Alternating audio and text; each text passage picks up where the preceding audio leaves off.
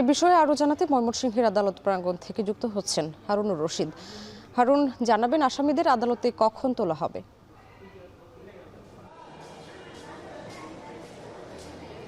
শাম্মী, ধোবাউড়ার নিশামণিকে গণধর্ষণের পর হত্যার যে ঘটনা ঘটেছে, তার যে তিনজনকে আটক করা হয়েছিল, এর মধ্যে আমরা যতটুকু জানতে পেরেছি পুলিশের কাছ থেকে আরিফ নামে একজনকে মামলায় গ্রেফতার দেখানো হয়েছে এবং সে প্রাথমিক জিজ্ঞাসাবাদে ঘটনায় জড়িত থাকার কথা স্বীকার করেছে এবং অন্য যে দুজনকে আটক করা হয়েছিল তাদেরকে জিজ্ঞাসাবাদ করা হচ্ছে এবং আজকে দুপুরের মধ্যেই তাদেরকে ময়মনসিংহের যে চিফ জুডিশিয়াল ম্যাজিস্ট্রেট আদালত রয়েছে সেখানে আসামিদের তোলার কথা রয়েছে। আমরা আদালত প্রাঙ্গণে অবস্থান করছি।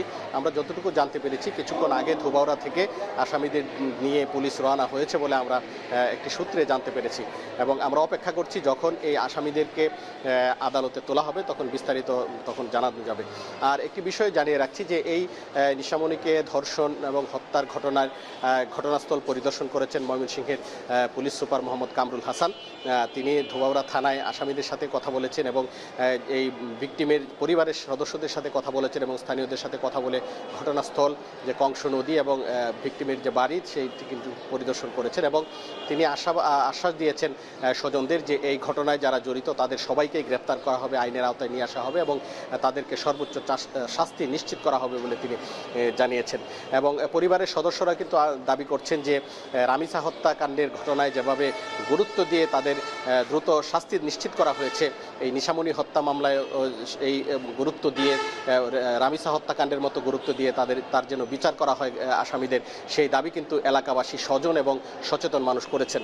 তবে আজকে এলাকার মানুষ একটি ক্ষোভ প্রকাশ করেছেন, সেটি হচ্ছে যে পুলিশ সুপার আজকে ঘটনাস্থল পরিদর্শন করেছেন কিন্তু প্রশাসনের অন্য কোনো জেলা প্রশাসন বা বিভাগীয় প্রশাসন বা পুলিশের আরও ঊর্ধ্বতন কর্মকর্তাদের পুলিশ সুপার ছাড়া কিন্তু কেউ ঘটনাস্থল এখনও পরিদর্শন করেননি।